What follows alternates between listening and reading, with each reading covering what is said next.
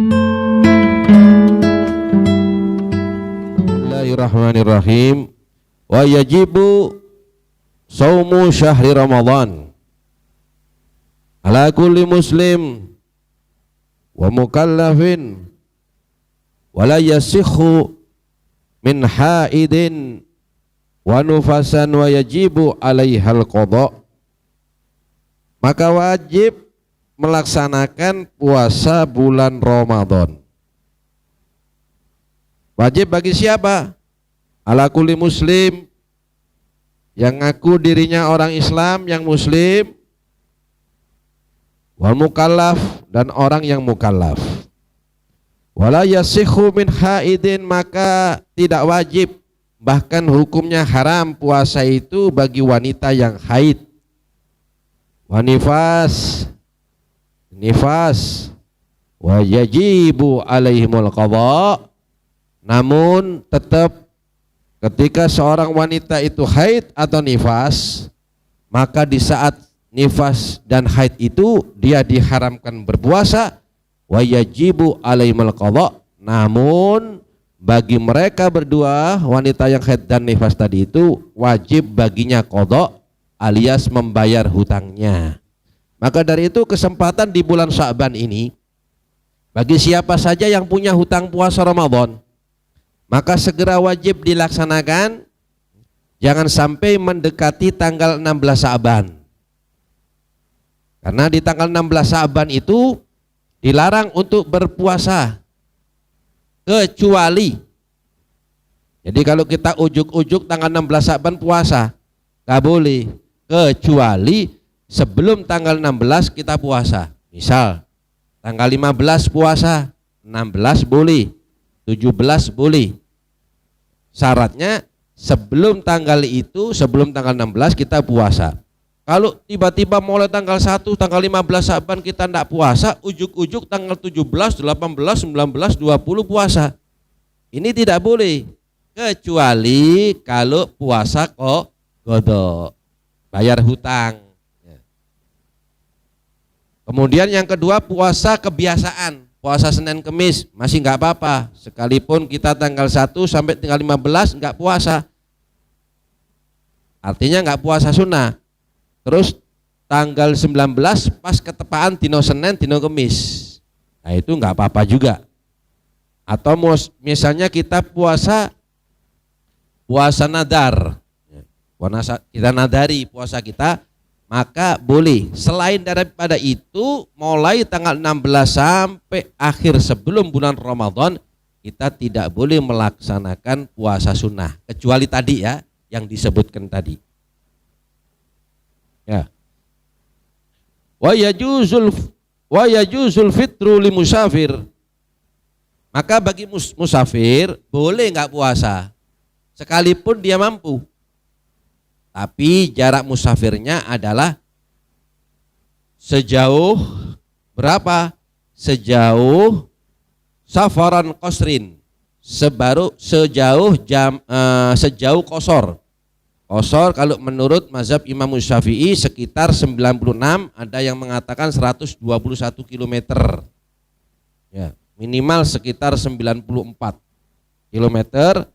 Kalau kita melakukan perjalanan sejauh itu, sekalipun kita di bulan Ramadan, ya, kita diperbolehkan untuk nggak puasa, tapi afdolnya kalau mampu ya puasa. Tapi ada kebolehan diperbolehkan kita nggak puasa di bulan Ramadan itu kalau kita musafir, cuma jalan perjalanannya itu minimal sejauh qasar, dan itu bukan niatnya untuk maksiat. Misalnya nang ini Watu Ulo, nggak tahu, saya nggak pernah ke Watu Ulo, ke Laut Merah. Nah, di Banyuwangi ku ono Laut Merah apa Pantai Merah lali aku. Pulau Merah, ono mana nih? Yang saya tahu itu Laut Merah. Laut Merah di Mesir ya. Ya Allah. Pokoknya merah sudah, pokoknya pernah saya di Banyuwangi itu. Nah, itu biasa itu urusannya maksiat le nang pantai ku ya. By what iku. Boleh tidak puasa dalam jarak qasar, walaupun lam yasukka alaih, walaupun dia mampu. Walaupun tidak berat baginya berpuasa. Cuma afdolnya oleh iso poso. Ya. Juga bagi siapa diperbolehkan gak puasa Ramadan? Wali maridin, bagi orang yang sakit. Cuma sakit itu duduk sakit pilek, Pak. Sakit pilek oleh gak poso, ya akhirnya kabeh pilek sak pasuruan. Apa meneh jaman saiki pilek kabeh. Mau bojo sak anakku kabeh pilek wong meneh anak sampean ya. Wali maridin, orang sakit. Wa hamilin, orang yang lagi hamil. Cuma orang yang lagi hamil ini ada dua hukum. Kalau dia nggak puasa karena sebab dirinya, maksudnya aku lek poso, gak kuat tahu. Gak kuat. Kalau karena dirinya, maka dia kena fidyah. Kena fidyah, makanan pokok 4 mud. Ya. Tapi kalau disebabkan karena kasihan sama jabang bayinya, aku lek poso, kok ono asupan gizi jabang bayi ku sakno. Lah kalau karena anaknya, ya, kalau karena mohon maaf, kalau karena dirinya dia tidak bayar fidyah. Ya, begitu ya. Kalau karena anaknya, kasihan karena anaknya, baru bayar fidyah. Ya, kalau karena dirinya dia tidak mampu, kalau dia lagi puasa pas dia hamil, dia lemes, disebabkan karena dirinya, maka tidak terkena fidyah. Cuma tetap kewajiban godok. Ya. Wa murdiin, apa wa murdiin ini? Menyusui, sama seperti orang yang hamil tadi itu hukumnya. Ya, kalau dia menyusui anaknya, lek anakku iki gak tak susoni, ya, kasihan dia. Berarti bukan karena dia, tapi karena anaknya. Ya.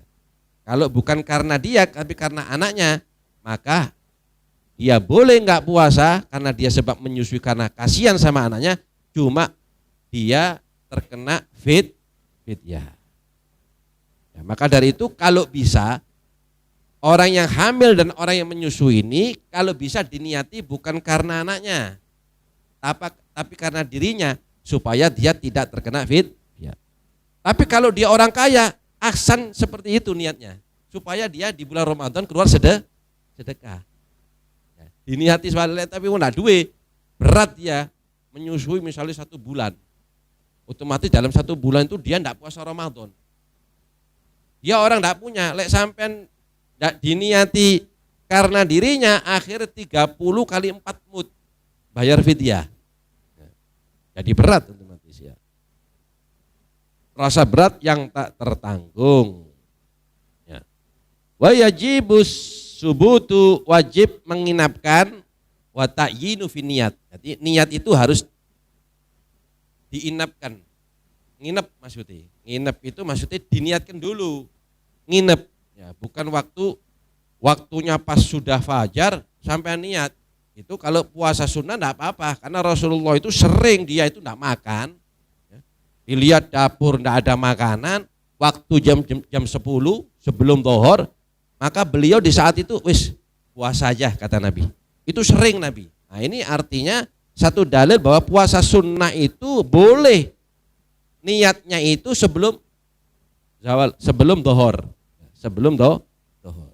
Kalau sampean misalnya subuh iku mangan gedang goreng 5, ya, kopi sak rokoke, ya, mari ngono sak rawone sak sutene jam 10. Oh ya tak poso ayo gak oleh sampean. Lho cuk enake. Ya aku ya iso le ngono. Ah, kecuali puasa wajib.